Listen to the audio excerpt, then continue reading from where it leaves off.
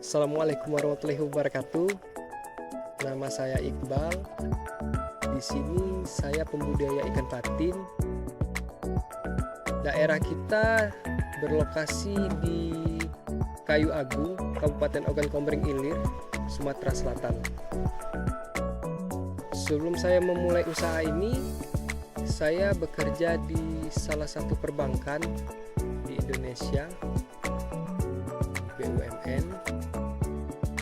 Saya memilih budidaya ikan patin di pembesaran ya, karena di sini konsumennya banyak dan juga penggemar ikan patin khususnya di Kayu Agung itu banyak sekali yang mengkonsumsinya. Awal usaha kita awalnya coba-coba. Di sebelah sana itu kita punya dulu satu kolam itu saya sama ayah saya itu, dan akhirnya kita lihat di sini sepertinya enak ya budidaya ini, karena juga menjanjikan menurut saya. Akhirnya itu di tahun 2017 ya kita buat kolam itu ya. Di tahun 2019 kita coba untuk membuat kolam lebih besar lagi agar ikannya banyak dan bisa kita jual ke pasaran. Awalnya kita punya satu kolam ya, setelah itu kita buat lagi itu sebanyak 4 kolam. Kalau kolam kemarin itu yang pertama tadi itu masih kecil, kita coba untuk buat yang besar. Untuk satu kolam itu populasinya 60.000 ekor ikan patin. 4 kolam ini kita memiliki karyawan 1 orang dan 1 orang, karena saya rasa 1 orang itu cukup untuk mengurus 4, ditambah 1 kolam lagi ya jadi 5 kolamnya. Untuk 4 kolam ini ya, per kolamnya itu kita punya kan populasinya 60.000 ekor ikan. Itu kalau kita jumlahkan sampai panen itu bisa sampai 20 ton ya 20 ton up lah, 20 ton per 6 bulan itu untuk masa panennya. Untuk 6 bulan ya, satu kali panen itu kita targetkan sekitar 1.100 sampai 1.200 karung pakan. Untuk satu karung itu beratnya itu 30 kg per karung itu ya. Untuk pakannya itu biasanya sesuai umur ya. Kalau misalnya dari kita pelihara dari awal itu sampai 1 bulan itu bisa 1 karung cukup per hari. Setelah itu di bulan kedua itu bisa ditingkatkan lagi, karena ikan ini kan semakin lama semakin besar, dan juga makannya pasti juga makin banyak ya. Dan juga di umur 2 bulan itu sekitar 3 karung ya sampai umur 3 bulan. Setelah 3 bulan itu nanti meningkat lagi bisa sampai 7 karung per harinya. Setelah itu kita finishing itu di bulan ke-5 sampai bulan ke-6 itu bisa sampai 15 karung ya per hari. Untuk pakannya kita pakan pabrikan, karena untuk bertambahnya bobot pakan pabrikan itu baik sih untuk pertumbuhan si ikan. Untuk kesulitannya ya, kita masalah kematian, karena kita agak sulit untuk menekan kematian ya. Tapi kita punya solusi. Kalau kematian itu kita bisa kuras airnya. Kita kalau di umur 4 bulan ke atas ya, itu kan air mulai berwarna tuh, mulai agak pekat dan banyak menyebabkan kematian ikan. dan juga lumpurnya, juga kotorannya kan itu nggak bisa hilang. Jadi kita tarik pakai mesin airnya, kita ambil lumpurnya yang di bawah, sekitar dari penuhnya debit air kolam itu kita sisain jadi 50%. Setelah itu kita isi kembali 50%-nya. Nah, dan juga di bulan keempat itu biasanya kan airnya kan agak ini ya, agak sulit dikontrol. Mengapa?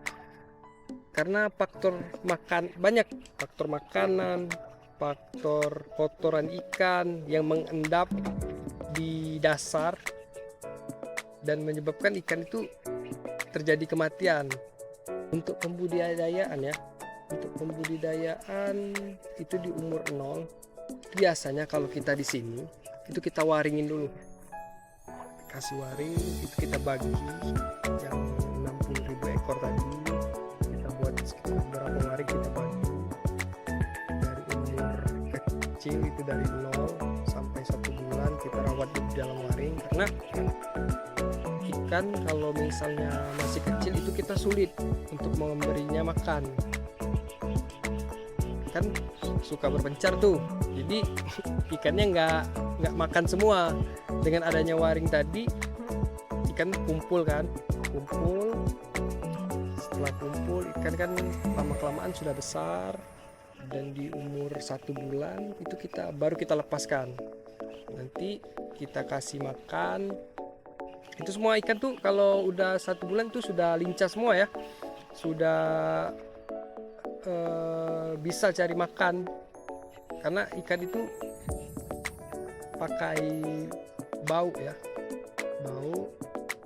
terus dia langsung cari di mana makanan itu, jadi lebih mudah ya kalau dibandingkan dia dengan umur yang masih kecil.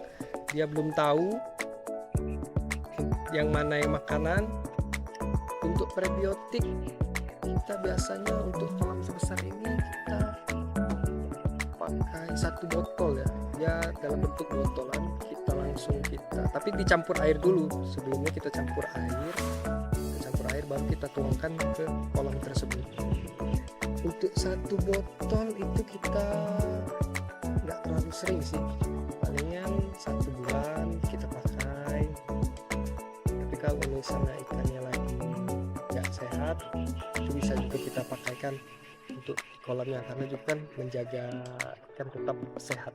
Ya, rencananya kita setelah 5 kolam ini pengen kita mau tambah lagi di sebelah sana, mungkin sekitar 4 kolam lagi lah, untuk memperbanyak lagi ya di sini. Kita memilih kolam tanah ya karena alhamdulillah ya kita punya lahan. Jadi kan kalau misalnya kita mau terpal kan kita juga perlu biaya yang ekstra kan, seperti beli terpalnya juga, terus untuk airnya juga kita harus ganti tiap hari. Kalau misalnya ikannya ini nggak juga tiap hari sih, tapi kayak 10 hari atau 15 hari, dan juga agak sulit sih kalau pakai terpal menurut saya. Tapi dengan adanya kolam tanah kan kita kan airnya kan juga enak, bisa nanti dapat air hujan kan, dia tersaring juga kan, jadi dia lebih enak aja sih ini budidayanya buat teman-teman yang ingin melakukan pembudidayaan ikan patin. Pokoknya harus coba deh, menurut saya harus coba, karena ini salah satu peluang ya. Di saat orang lain ingin menjadi karyawan, karena saya lihat di sini anak-anak muda zaman sekarang pengennya jadi karyawan, bukan jadi pengusaha. Nah, ini adalah kesempatan bagi anak-anak muda zaman sekarang. Untuk pengalaman saya itu saya juga belajar, saya otodidak belajar. Saya juga dan ayah saya juga itu kita sering main ke tempat teman-teman ayah juga, ada juga yang buka ikan, kita tanya-tanya dikasih tips dari mereka kasih ini, kita aplikasikan, kita coba di kolam tanah kayak ini ya. Karena jangan salah juga, karena mereka juga kadang kan kurang cocok di tempat kita, jadi kita harus coba-coba juga dulu biar kita bisa tahu mana yang bisa diaplikasikan di kolam seperti ini. Ini ya pahit-pahitnya perasaan sih nggak ada sih, palingan kita frustasi sih di jumlah kematian ikannya aja sih. Tapi kan kita kan harus tetap coba untuk memperbaikinya kan, kita cari solusinya gimana kalau ikan mati itu kita harus ngapain. Kayak tadi kan kita adanya kematian ikan misalnya satu hari atau 30 ekor yang mati kan misalkan, jadi kita cari solusinya. Kayak tadi kan kita tarik airnya, mungkin bermasalah pada airnya kan, airnya kita tarik, kita kuras, dan kita isi air baru. Yang jelas sih kalau ikan ya menurut saya itu di airnya, karena air yang rusak itu bisa mengganggu pertumbuhan ikan. Dengan adanya air baru tadi, insya Allah ikan menjadi sehat kembali dan nafsu makannya kembali normal lagi.